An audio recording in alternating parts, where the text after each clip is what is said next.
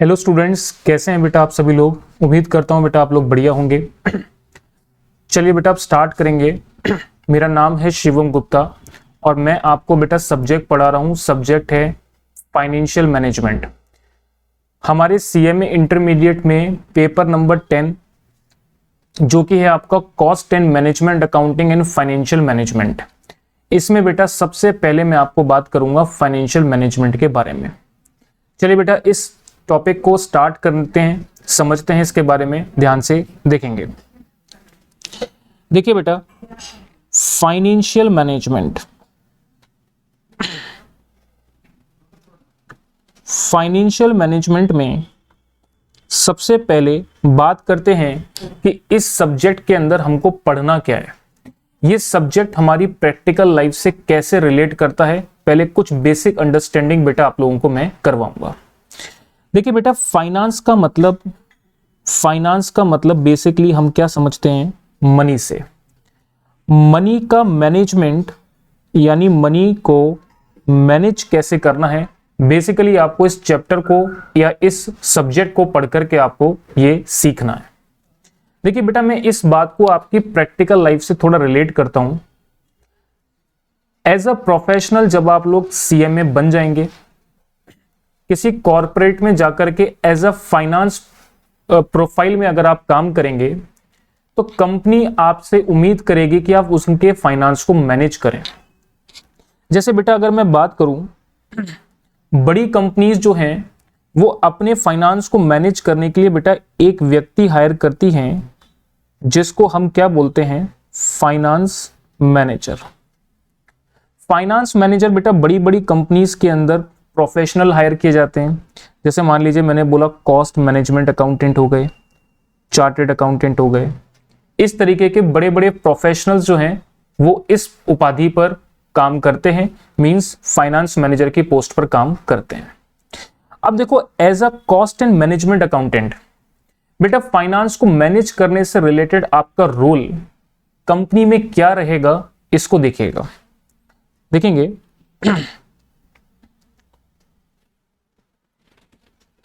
देखें आप मान लीजिए एज अ फाइनेंस मैनेजर किसी कंपनी में बेटा काम करते हैं, तो बेसिकली मैं बात करूं तो वहां पर आप तीन तरीके के कामों को देखेंगे।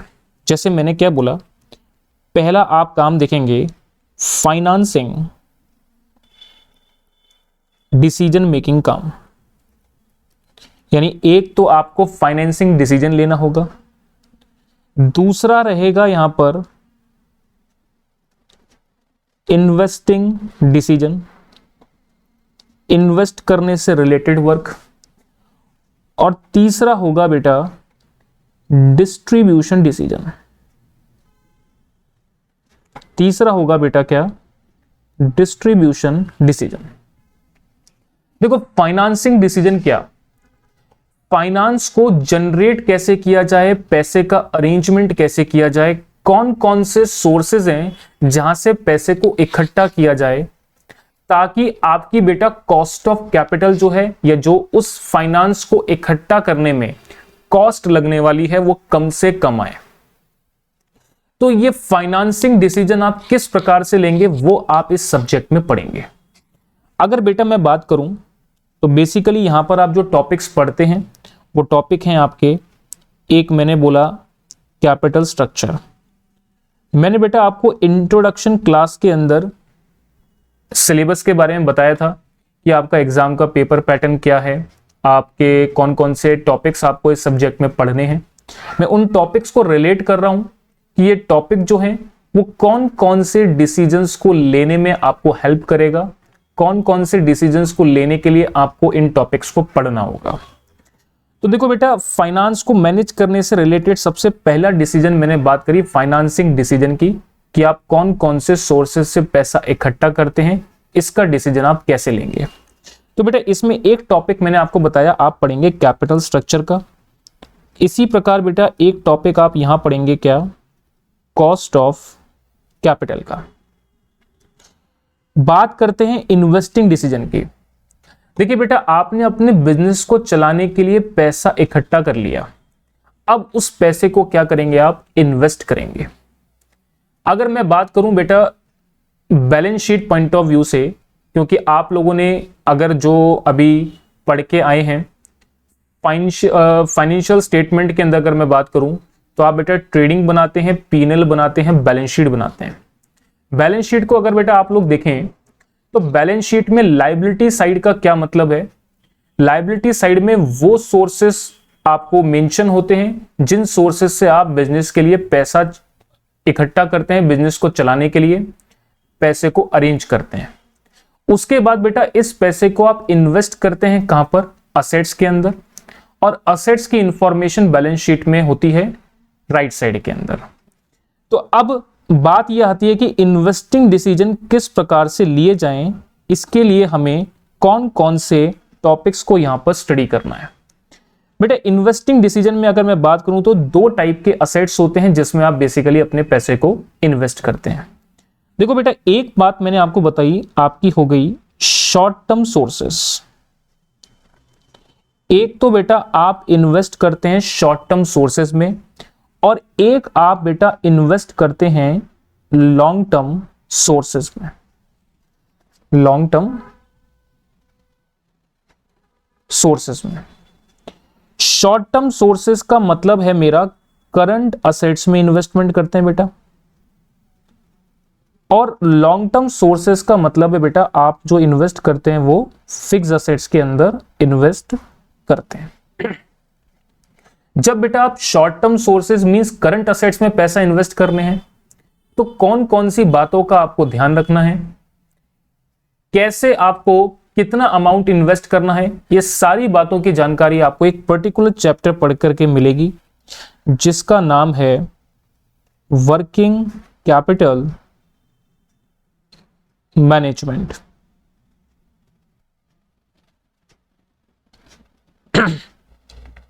और इसी प्रकार अगर मैं बात करूं बेटा लॉन्ग टर्म सोर्सेज की, लॉन्ग टर्म सोर्सेज यानी फिक्स एसेट्स के अंदर आप पैसा इन्वेस्ट करते हैं, तो कौन से डिसीजंस को आपको अपने डिसीजंस को लेने के लिए कौन से पॉइंट्स को आपको ध्यान में रखना पड़ेगा, इसके लिए बेटा जो चैप्टर आप पढ़ेंगे उस चैप्टर का नाम है कैपिटल बजटिंग। इसी प्रकार बेटा डिस्ट्रीब्यूशन डिसीजन की अगर मैं बात करूं तो आपने फाइनेंसिंग डिसीजंस का मतलब कौन कौन से सोर्सेस से बिजनेस को चलाने के लिए पैसा इकट्ठा करना है, इस बात को समझ लिया। इसके बाद आपको उस पैसे को इन्वेस्ट कहां कहां करना है, किन बातों का ध्यान रखना है, उनसे रिलेटेड चैप्टर्स को स्टडी कर लिया। फिर उसके बाद सबसे एंड में जो इंपॉर्टेंट डिसीजन होगा आपका वो होगा डिस्ट्रीब्यूशन डिसीजन। बेटा जो आपने कमाया है वो आप अपने स्टेक होल्डर्स को बांटेंगे, तो इसके लिए आप जो यहां पर चैप्टर पढ़ेंगे उस चैप्टर का नाम है डिविडेंड पॉलिसी। आपके बिजनेस के लिए बेटा डिविडेंड पॉलिसी क्या होनी चाहिए, कैसी होनी चाहिए, डिस्ट्रीब्यूशन किस प्रकार से करना चाहिए कि सभी प्रकार के स्टेक होल्डर आपकी कंपनी में जो हैं वो खुश रह सकें, इसका डिसीजन भी आप फाइनेंस मैनेजर आप ही को ही करना पड़ता है। तो बेटा ये फाइनेंशियल मैनेजमेंट में फाइनेंस को मैनेज करने से रिलेटेड जो भी वर्क क्राइटेरिया है वो मैंने आपके सामने एक पिक्चर के रूप में, चार्ट के रूप में क्रिएट किया है। अब हम बेटा अपना टॉपिक स्टार्ट करेंगे सब्जेक्ट का, जो कि हमें धीरे धीरे इन सारी बातों को समझाएगा। बेटा सबसे पहले मैं जो आपको टॉपिक स्टार्ट करूंगा वो टॉपिक आपका होगा वर्किंग कैपिटल मैनेजमेंट का, जो कि बेटा बेसिकली इन्वेस्टिंग डिसीजन का पार्ट है। और आप अपने बिजनेस में जो शॉर्ट टर्म सोर्सेस के अंदर पैसा इन्वेस्ट करते हैं उस इन्वेस्टमेंट से रिलेटेड किन किन बातों का आपको ध्यान में रखना है, वो सभी बातें आपको इस चैप्टर को पढ़ करके समझ में आएंगी। चलिए बेटा अब स्टार्ट करते हैं हमारा टॉपिक देखेंगे। चलिए बेटा अब हम अपना सबसे पहला टॉपिक स्टार्ट कर रहे हैं। टॉपिक का नाम मैंने आपको बताया वर्किंग कैपिटल मैनेजमेंट। हेडिंग डाल लेंगे आप लोग,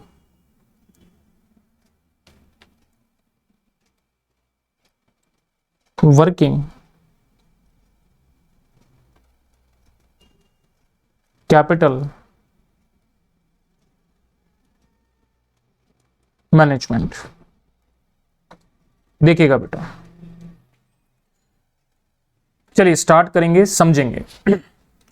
देखिए बेटा, किसी भी बिजनेस को चलाने के लिए दो टाइप्स की कैपिटल की जरूरत होती है।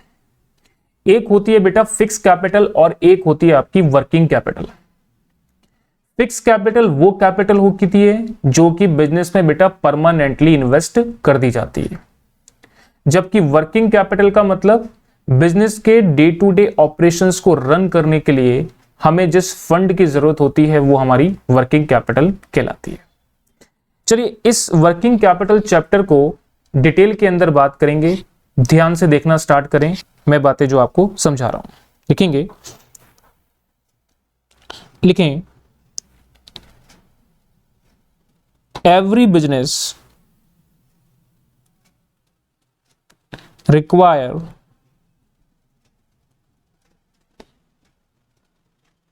two type of capital for their business। कौन कौन सी बताई मैंने आपको? एक बेटा मैंने आपको बोला फिक्स कैपिटल,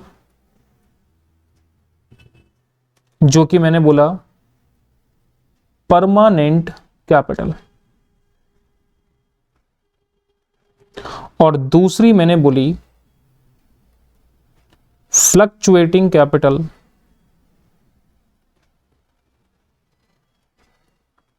या आप इसको बोल सकते हैं बेटा वर्किंग कैपिटल। चलिए एक एक करके बात को समझते हैं, फिक्स कैपिटल का क्या मीनिंग है एंड वर्किंग कैपिटल का क्या मीनिंग है।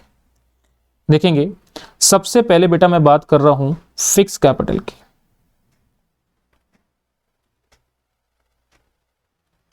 लिखेंगे इसमें it means that portion of capital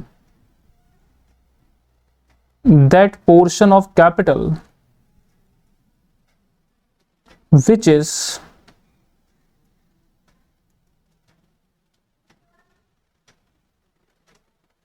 permanently invested in business। ऐसी कैपिटल जो बेटा परमानेंटली बिजनेस में इन्वेस्ट कर दी जाती है उसे हम फिक्स कैपिटल बोलते हैं। एग्जाम्पल जैसे कि बिल्डिंग हो गई, प्लांट एंड मशीनरी हो गई,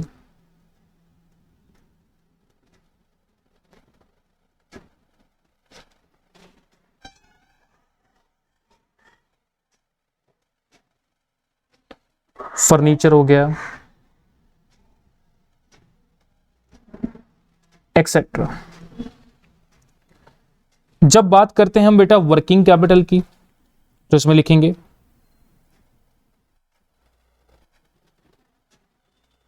वर्किंग कैपिटल। वर्किंग कैपिटल का मतलब लिखें इसमें it means that portion of capital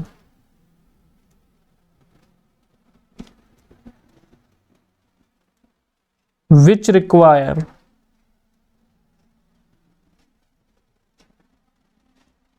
for day to day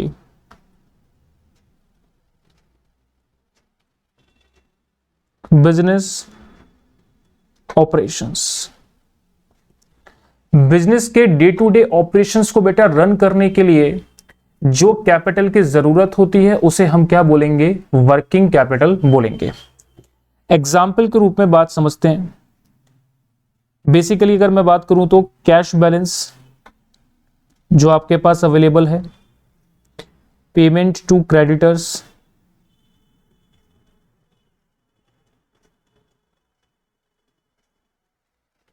और क्या हो सकता है बेटा? परचेस ऑफ मटेरियल, जो मटेरियल आप इन्वेंट्री या स्टॉक परचेस करेंगे उसको परचेस करने के लिए आपके पास कैश अवेलेबल होना चाहिए। तो ये पार्ट आपका क्या हो गया बेटा? वर्किंग कैपिटल का हो गया। तो यहां पर मैंने बेटा क्या बात आपको समझाई? कि किसी भी बिजनेस को रन करने के लिए हमारे को दो कैपिटल की जरूरत होती है, एक होती है फिक्स कैपिटल, एक होती है वर्किंग कैपिटल। फिक्स कैपिटल ऐसी कैपिटल होती है जो कि परमानेंटली बिजनेस में इन्वेस्ट कर दी जाती है, और वर्किंग कैपिटल वो कैपिटल होती है जो बिजनेस के डे टू डे ऑपरेशंस को रन करने की जरूरत के लिए ली जाती है। अब चलिए बेटा वर्किंग कैपिटल को डिटेल में आगे बात करते हैं। अब आप हेडिंग डालेंगे वर्किंग कैपिटल। देखिएगा, अब आप हेडिंग डालेंगे वर्किंग कैपिटल।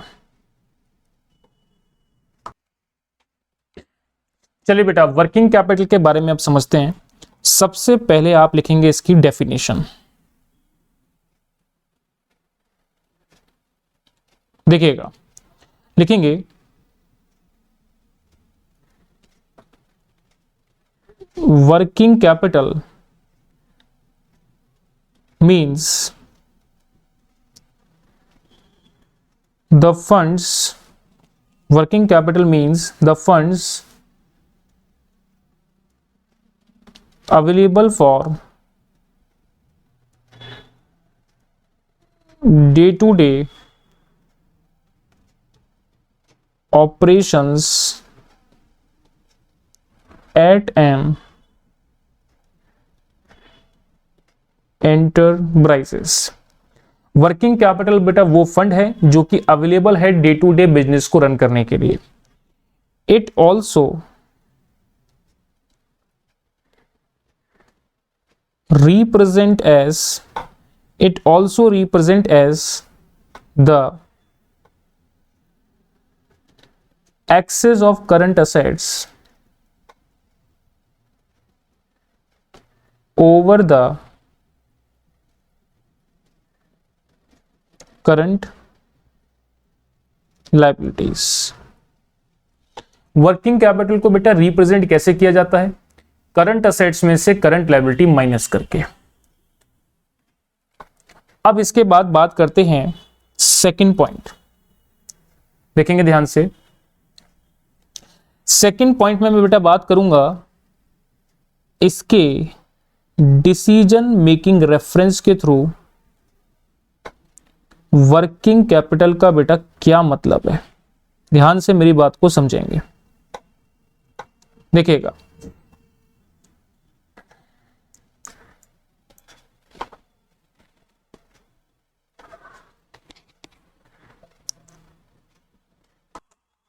देखिएगा बेटा, अब मैं बात कर रहा हूं डिसीजन मेकिंग रेफरेंस को लेकर के। बहुत ध्यान से मेरी बात को सुनेंगे। देखिए बेटा, किसी भी बिजनेस के लिए जो वर्किंग कैपिटल रिक्वायर्ड है वो एक एप्रोप्रिएट मैनर में होती है। यानी कि जो एप्रोप्रिएट मैनर में बेटा वर्किंग कैपिटल रिक्वायर्ड है, कोई भी कंपनी उतना ही अमाउंट को अपनी संस्था के अंदर मेंटेन करना चाहेगी, ना तो बेटा उससे ज्यादा अमाउंट ना उससे कम। अगर बेटा जितना एप्रोप्रिएट वर्किंग कैपिटल की रिक्वायरमेंट है उससे बेटा अगर ज्यादा अमाउंट अगर आप अपने बिजनेस में मेंटेन करते हैं तो यहां इसका मतलब यहां पर आप कुछ ना कुछ अपॉर्चुनिटी कॉस्ट के रूप में अपना लॉस करवा बैठते हैं। लेकिन अगर आप एप्रोप्रिएट मैनर से कम मेंटेन करेंगे तो बेटा उस केस में आपकी प्रोडक्शन एक्टिविटी सफर करेगी, आपकी प्रोडक्शन एक्टिविटी डिले होगी। क्या बात मैं आपके सामने बोल रहा हूं, इस बात को बेटा एक एग्जाम्पल के थ्रू मैं आपको समझाता हूं। ध्यान से मेरी बात को समझेंगे। देखिए मैंने क्या बोला, every business require working capital in appropriate manner. Appropriate manner में बेटा वर्किंग कैपिटल रिक्वायर्ड होती है। फॉर एग्जाम्पल मैंने बोला कि बेटा किसी बिजनेस को वर्किंग कैपिटल की रिक्वायरमेंट है 1 लाख रुपए की। ये उसके लिए क्या है, एक एप्रोप्रिएट अमाउंट है जितना वर्किंग कैपिटल उसे अपने बिजनेस में मेंटेन करना है। मान लीजिए मैंने कहा अगर ये बिजनेसमैन अपने बिजनेस में मान लो 1,50,000 की वर्किंग कैपिटल मेंटेन करता है या 70,000 की वर्किंग कैपिटल मेंटेन करता है। एक अमाउंट तो बेटा मैंने एप्रोप्रिएट मैनर से ज्यादा अमाउंट लिया, एक मैंने कम अमाउंट लिया। अगर बेटा आप एक्सेस अमाउंट मेंटेन करते हैं, यहां पर बेटा एक्सेस अमाउंट कितना है, तो आप कहेंगे सर यहां पर एक्सेस अमाउंट हो गया 50,000 का। अब मेरी बात को बड़े ध्यान से सुनिएगा, देखें अगर बेटा आपके लिए बिजनेस में appropriate manner of working capital कितनी रिक्वायर्ड है, आपने बोला सर 1,00,000 रुपए की, और अगर आप 1,50,000 रुपए की वर्किंग कैपिटल मेंटेन कर रहे हैं तो उस केस में 50,000 रुपए का आप एक्सेस अमाउंट मेंटेन कर रहे हैं। एक सेकंड,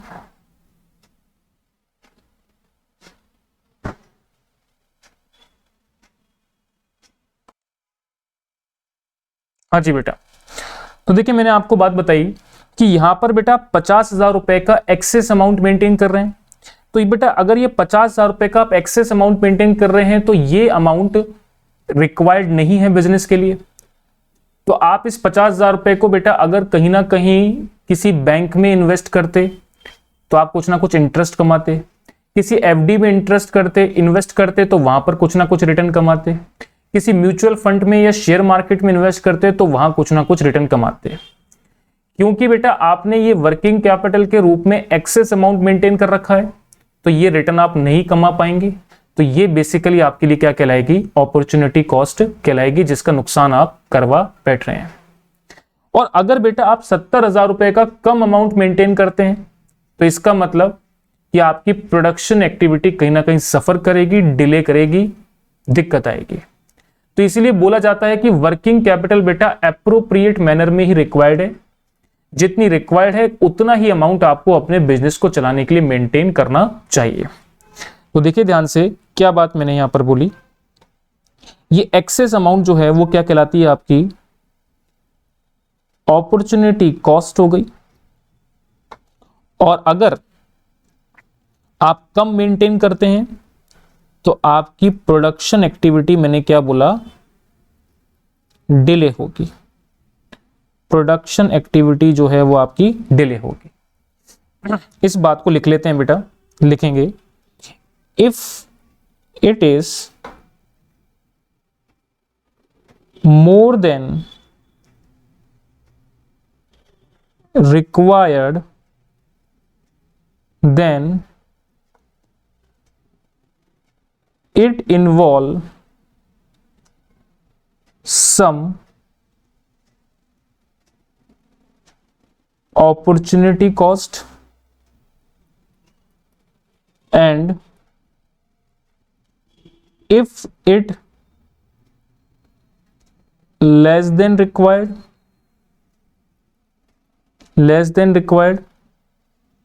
then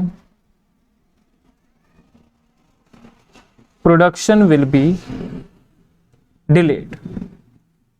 देन आपका क्या होगा, प्रोडक्शन क्या होगा, डिले होगा, प्रोडक्शन एक्टिविटी आपकी डिले हो जाएगी। ये बात बेटा आपको मेरी अंडरस्टैंड हो जानी चाहिए, बहुत नॉर्मल सी बात आपके सामने मैंने की है। चलिए बेटा अब इसके बाद आगे बात करेंगे। नेक्स्ट बात, यहां तक की बातें आपको समझ में आ चुकी हैं, देखिएगा। अब देखें बेटा, बात करते हैं टाइप्स ऑफ वर्किंग कैपिटल की।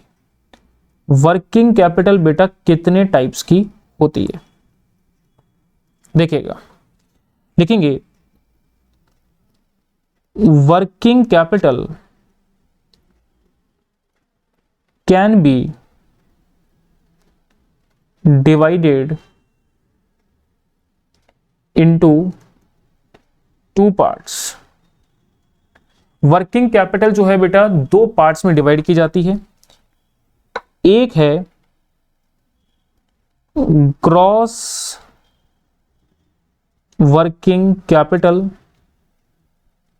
और एक है net working capital. Gross working capital और एक क्या हो गई आपकी नेट वर्किंग कैपिटल। चलिए समझते हैं क्या मतलब हुआ। सबसे पहले मैं बात कर रहा हूं ग्रॉस वर्किंग कैपिटल की। देखें, ग्रॉस वर्किंग कैपिटल का मतलब है बेटा total amount of current assets, जिसमें आपका पैसा इन्वॉल्व है। और करंट असेट्स का मतलब ऐसी असेट्स जो विद इन अ ईयर बेटा कैश में कन्वर्ट होती हैं, ऐसी असेट्स को करंट असेट्स कहा जाता है। तो ग्रॉस वर्किंग कैपिटल का मतलब हो गया total amount of current assets invested in business is known as gross working capital. Gross working capital. इसी प्रकार अगर मैं बात करता हूं बेटा net working capital, net working capital, इसका मतलब क्या? इसका मतलब है बेटा टोटल ऑफ करंट असेट्स और उसमें से आप माइनस कर देंगे क्या करंट लायबिलिटीज। तो आपके पास आ जाएगा represented as net working capital. ये आपकी बेटा नेट वर्किंग कैपिटल कहलाएगी। करंट लायबिलिटी का मतलब है ऐसी लायबिलिटीज जिसका पेमेंट बेटा आपको विद इन अ ईयर करना होता है। तो अगर आपके पास करंट असेट्स में से करंट लायबिलिटी माइनस कर देंगे, मींस ऐसी असेट्स जो कि with in a year cash में कन्वर्ट हो सकती हैं और ऐसी लायबिलिटी जिनका payment with in a year आपको करना होता है, उनको माइनस करने के बाद जो नेट अमाउंट आपके पास बचेगा वो आपकी क्या कहलाएगी? वर्किंग कैपिटल कहलाएगी। यहां तक की बात बेटा आपको मेरी समझ में आ जानी चाहिए। तो बेटा एक फास्ट ट्रैक रिवाइज कर लेते हैं, अब तक हमने क्या क्या कंटेंट को पढ़ा है, एक बार इसको देख लेते हैं, फिर इसके बाद आगे पढ़ेंगे। देखो बेटा मैंने आपको बताया कि किसी भी बिजनेस को रन करने के लिए सबसे पहले तो इंट्रोडक्शन पॉइंट की मैं बात करता हूं। देखिए एज अ फाइनेंस मैनेजर मैंने आपको बताया कि आप जो बिजनेस में डिसीजंस लेते हैं वो 3 प्रकार के इंपॉर्टेंट डिसीजंस होते हैं।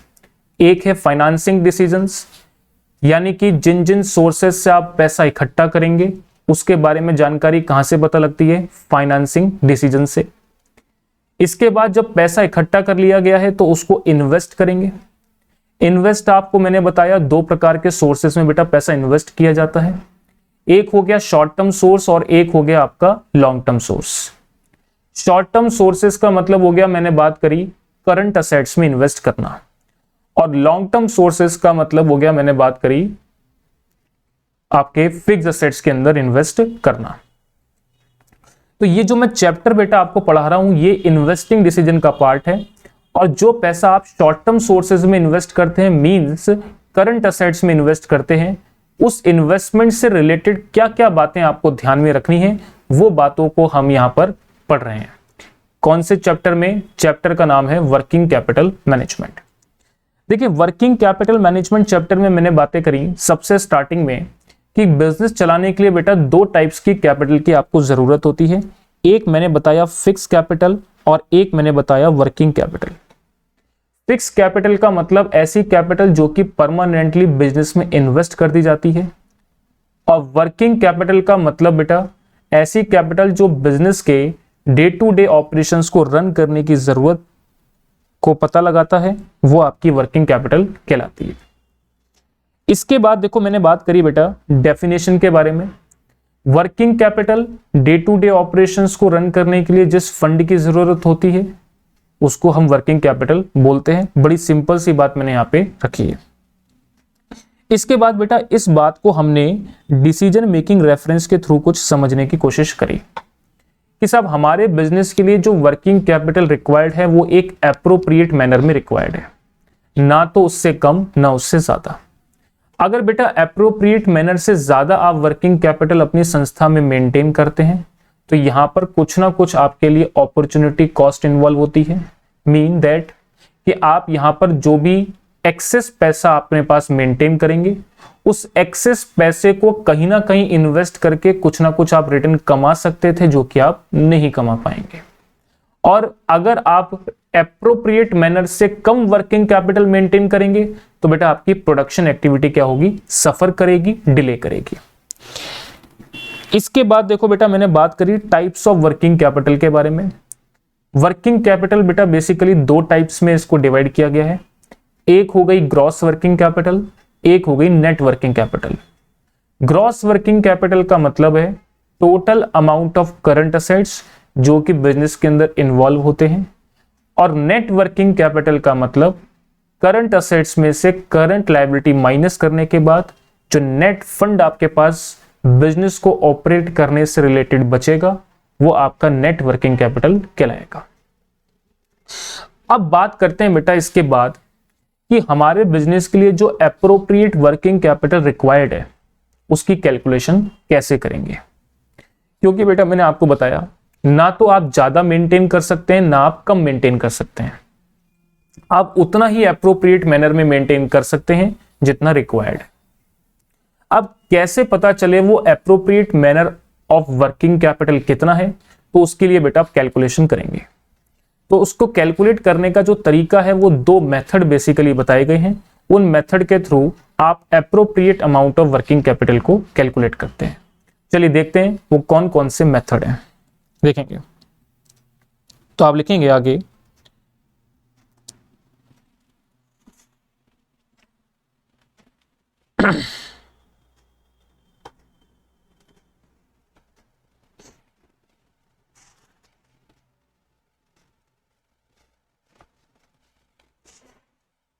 लिखेंगे इसमें how to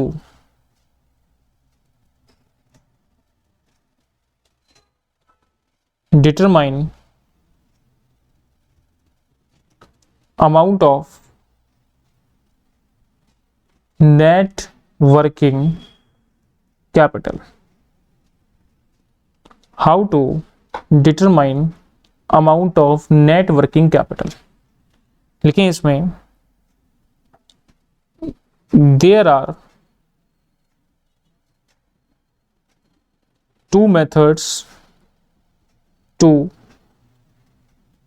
determine working capital requirement। दो मेथड कौन कौन से हैं? एक मेथड है आपका ऑपरेटिंग साइकिल मेथड और दूसरा बेटा मेथड है फोरकास्टिंग, या इसको मैं बोल सकता हूं traditional method. Working capital requirement की कैलकुलेशन के लिए बेटा दो मेथड बताए गए हैं। एक तो है आपका ऑपरेटिंग साइकिल मेथड और एक है आपका फोरकास्टिंग या ट्रेडिशनल मेथड। बेटा एग्जाम पॉइंट ऑफ व्यू से अगर मैं बात करूं तो सबसे ज्यादा इंपॉर्टेंट है आपका फोरकास्टिंग मेथड। सबसे ज्यादा यही मेथड आपसे एग्जाम में पूछा जाता है, लेकिन हमको तो सारी चीजें पढ़नी है, सब चीजों को डिटेल में जानेंगे। सबसे पहले बेटा मैं आपके सामने स्टार्ट कर रहा हूं मेथड नंबर 1 जो कि है आपका ऑपरेटिंग साइकिल मेथड। तो सबसे पहले बेटा आप हेडिंग डाल लेंगे मेथड नंबर 1, ये है आपका ऑपरेटिंग साइकिल मेथड। देखिएगा, चलिए बेटा अब देखिए इसमें समझते हैं। सबसे पहले तो मैं बात कर रहा हूं ऑपरेटिंग साइकिल किसे कहते हैं? देखिए बेटा, ऑपरेटिंग साइकिल मेथड से आप वर्किंग कैपिटल रिक्वायरमेंट की कैलकुलेशन करना अब सीख रहे हैं। सबसे पहले तो मैं आपसे साथ बात करता हूं कि ऑपरेटिंग साइकिल कहते किसे हैं। लिखेंगे, देखिएगा, operating cycle means production cycle of business which start from purchase of raw material and end with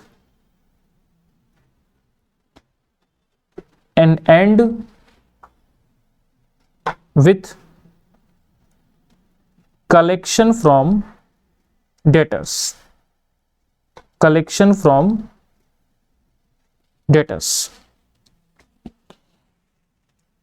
देखिएगा, देखिए बेटा, ऑपरेटिंग साइकिल का मतलब मैंने बताया, ये एक प्रकार की प्रोडक्शन साइकिल है जो कि स्टार्ट होती है परचेस ऑफ मटेरियल्स पे और खत्म कहां पर होती है? डेटर्स से कलेक्शन लेने पर।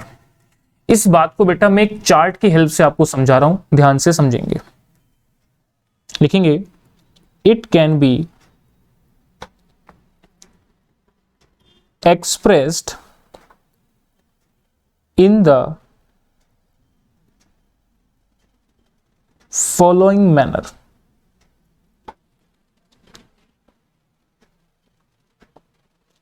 तो लिखें, चार्ट फॉर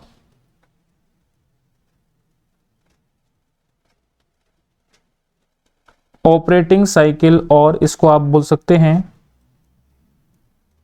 वर्किंग कैपिटल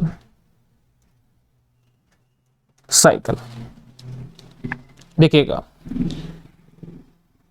सबसे पहले मैं बात कर रहा हूं मैन्युफैक्चरिंग कंसर्न को लेकर के।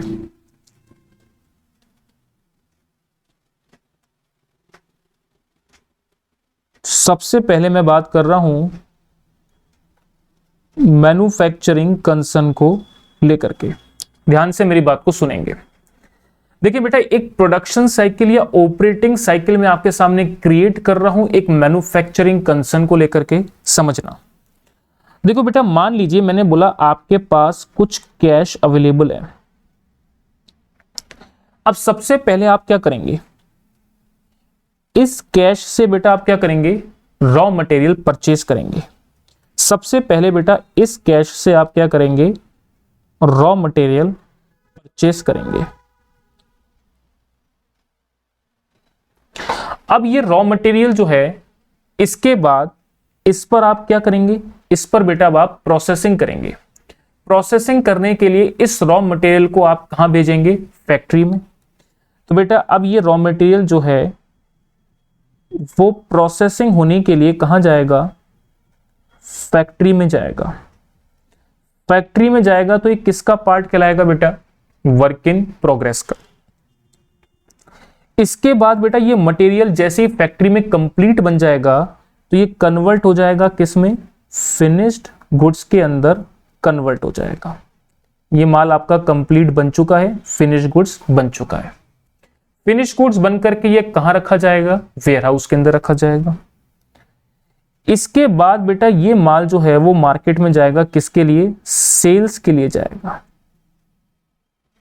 तो दो केसेस बेटा यहां पर बन सकते हैं, या तो बेटा ये सेल जो है वो डायरेक्टली आपकी कैश में कन्वर्ट हो जाएगी, ठीक है, दूसरा ऑप्शन, या ये आप इसको डेटर्स में कन्वर्ट कर देंगे, यानी कस्टमर्स को क्या कर देंगे? उधार में सामान बेच देंगे।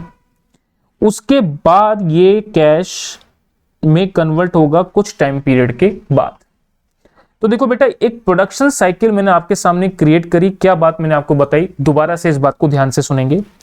देखिए, मैन्युफैक्चरिंग कंसर्न को लेके अगर मैं बात करता हूं तो बेटा आपकी जो ऑपरेटिंग साइकिल या प्रोडक्शन साइकिल है वो स्टार्ट कहां से होती है? परचेस ऑफ रॉ मटेरियल से। और खत्म कहां पर होती है, डेटर से कलेक्शन आने पर। देखिए ये प्रोडक्शन साइकिल जो बेटा रन करती है, इसमें कैश पहले रॉ मटेरियल परचेस करके स्टार्ट की जाती है, फिर इस रॉ मटेरियल पे प्रोसेसिंग करने के लिए आप इस मटेरियल को फैक्ट्री के अंदर भेजते हैं और ये मटेरियल बेटा वर्क इन प्रोग्रेस का पार्ट बनता है। फिर बेटा ये वर्क इन प्रोग्रेस में जब फैक्ट्री में माल कंप्लीट तैयार हो जाता है, तब ये कन्वर्ट हो जाता है किसमें, फिनिश गुड्स में।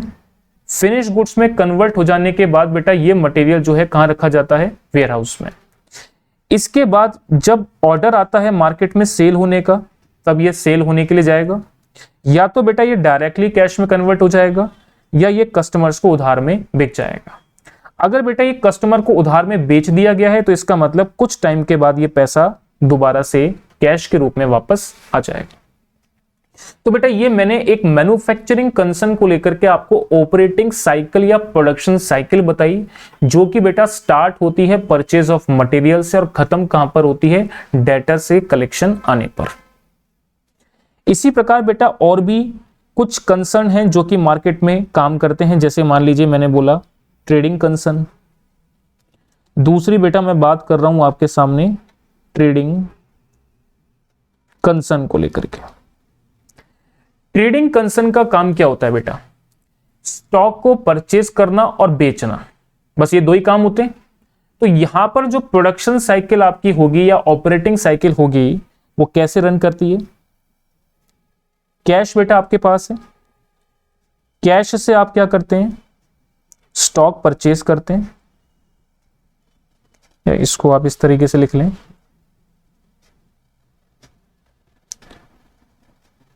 एक मिनट, ट्रेडिंग कंसर्न को लेकर के मैं बात कर रहा हूं। तो यहां पर बेटा आपके पास कैश अवेलेबल होता है, कैश से आप क्या करते हैं, कैश से बेटा आप स्टॉक को परचेज करते हैं ट्रेडिंग कंसर्न वाले, और इस स्टॉक को क्या करते हैं, वो दोबारा से बेच देते हैं और ये कैश में कन्वर्ट हो जाता है। या इसको उधार में बेचते हैं तो बेटा ये डेटर्स में कन्वर्ट होता है और उसके बाद कुछ टाइम के बाद ये पैसा वापस कैश में कन्वर्ट हो जाता है। तो ट्रेडिंग कंसर्न को लेकर के जो प्रोडक्शन साइकिल या ऑपरेटिंग साइकिल आप बोलेंगे वो क्या होती है, कैश से स्टॉक और स्टॉक से कैश। इसी प्रकार बेटा एक कंसर्न को लेकर के और मैं बात करता हूं जो है आपकी फाइनेंशियल कंसर्न। क्या नाम बोला मैंने, फाइनेंशियल कंसर्न। सुनिएगा ध्यान से, फाइनेंशियल कंसर्न का मतलब मैं बोलना चाह रहा हूं बैंकिंग सेक्टर की, बैंकिंग सेक्टर या कोई भी प्रकार का फाइनेंशियल इंस्टीट्यूशन जो कि बेटा फंड प्रोवाइड करने का काम करता है। इनका काम क्या होता है बेटा, ये कैश को कन्वर्ट करते हैं किस में, डेटर्स में, यानी कि कस्टमर्स को बेटा लोन बांटते हैं और ये कस्टमर्स कुछ टाइम के बाद कैश को वापस लौटा देते हैं। तो इनके लिए जो बेटा ऑपरेटिंग साइकिल होती है फाइनेंशियल कंसर्न को लेकर के वो कैसे चलती है, cash to debtor and debtor to cash. ये बात बेटा आपको मेरी अंडरस्टैंड होनी चाहिए। अब बात ये करते हैं कि सर ऑपरेटिंग साइकिल में वर्किंग कैपिटल की कैलकुलेशन कैसे होगी, वो सेपरेट थिंग है, वो मैं आपको नेक्स्ट क्लास के अंदर बात करूंगा। अभी सिर्फ आपको बात क्या समझना है कि ऑपरेटिंग साइकिल या प्रोडक्शन साइकिल जो होती है वो कहते किसे हैं। तो मैन्युफैक्चरिंग कंसर्न, ट्रेडिंग कंसर्न और फाइनेंशियल कंसर्न को लेकर के जो आपकी प्रोडक्शन साइकिल या ऑपरेटिंग साइकिल है वो बात मैंने आपको समझाई है, उसे क्या कहा जाता है। चलिए बेटा आज की क्लास में इतना ही रखेंगे, अब मिलेंगे हम नेक्स्ट क्लास में। चलिए तब तक के लिए धन्यवाद।